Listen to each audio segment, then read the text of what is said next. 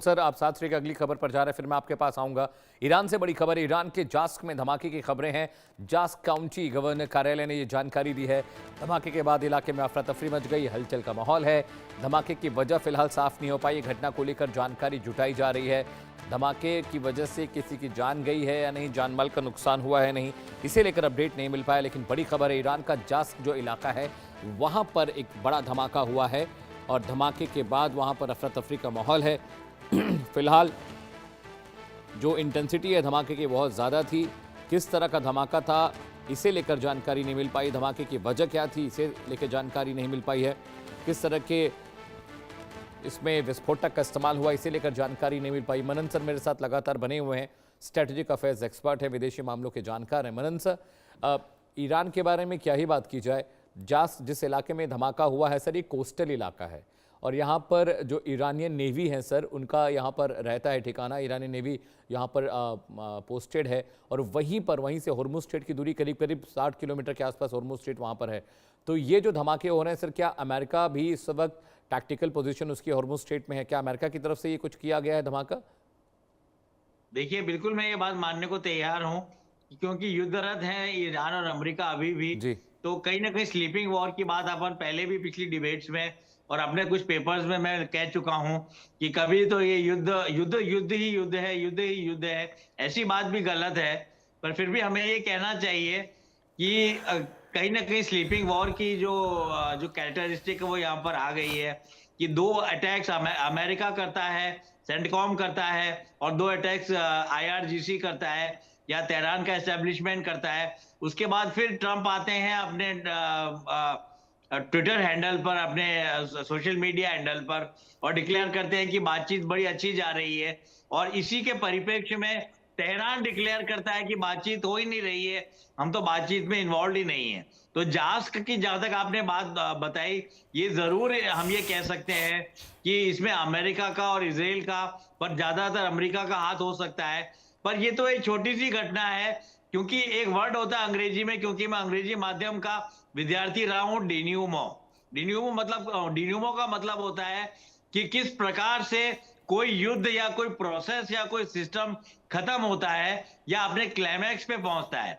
तो ये डिन्यूमो बिल्कुल जास्क नहीं है, और इस डिन्यूमो के लिए अमेरिका को और मेहनत करनी पड़ेगी। और इसराइल की डोमेस्टिक वल्नरेबिलिटीज, नेतान्याहू की डोमेस्टिक वल्नरेबिलिटीज को दरकिनार करते हुए प्रेसिडेंट ट्रंप को या तो बूट्स ऑन ग्राउंड या फिर जिस मैसिव रिटेलिएशन की वो बात कर रहे थे छह सात दिन पहले, या तो वो करना पड़ेगा। अदरवाइज बहुत जल्दी सारी वैश्विक राजनीति के ऑब्जर्वर्स और विश्व के नेता जो हैं वो इस वॉर में, वो इस पोस्ट ऑपरेशन एपिक फ्यूरी के को एक युद्धक अभ्यास की तरह देखेंगे, या एक सिमुल्क्रा या एक आर्टिफिशियल कंसर्ट की तरह देखेंगे, जो अमेरिका और ईरान के लिए हानिकारक है। बिल्कुल सर, मैं ये कहना चाहूंगा सर यहाँ ठीक है पर। सर। 7 का यूक्रेन से भी एक बड़ी खबर, उस पर भी आपका व्यू मैं चाहूंगा। यूक्रेन युद्ध को लेकर जापान पर रूस का एक बड़ा आरोप है। जी हाँ, रशिया ने जापान के प्रतिबंधों को बताया एक तरफा कार्रवाई। कहा संघर्ष के चलते कारणों को नजरअंदाज कर जो प्रतिबंध लगाए गए हैं रूस के खिलाफ, जापान की कार्रवाई को बताया उकसाए से रहित। जी हाँ, यूक्रेन संकट के बहाने रूस पर प्रतिबंध लगाने का आरोप है।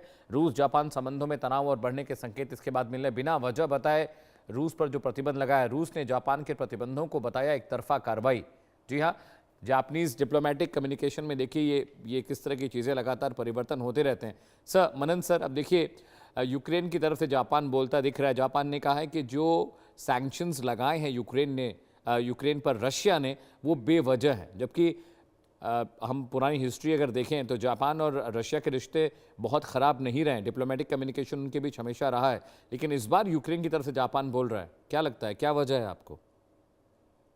देखिए, मुझे लगता है कि अगर हम इतिहास में जाएं, जैसे कि आपने भी बताया, तो हम देखेंगे कि 1904-5 में रशिया और जापान के बीच में युद्ध हुआ था। और उसके अलावा हम ये भी तो देख सकते हैं, तो रिलेशन की जो नींव जो पड़ी है वो इतनी अच्छी नहीं पड़ी है। और इतिहास में पीछे भी जाएं तो जापान और रशिया एक तरीके से एंटागोनिस्टिक, अगर नेशंस नहीं थे पूरी तरीके से, तो सिविलाइजेशन तो रहे ही हैं। जी। इसके अलावा हम देखेंगे, दूसरा बिंदु ये है कि क्यूरिल आइलैंड्स को लेकर रशिया और जापान के बीच में काफी वर्षों से, क्या मतलब आप कह सकते हैं करीब एक सेंचुरी से कॉन्फ्लिक्ट रहा है। तो कहीं ना कहीं वो चीज सिमर करके बाहर आ सकती है। और जापान के बारे में ये कहूंगा मैं, जापान के बारे में ये कहूंगा कि जापान पूरी तरीके से एलाई अलाई रह चुका है। जापान एलाई रह चुका है अमेरिका का।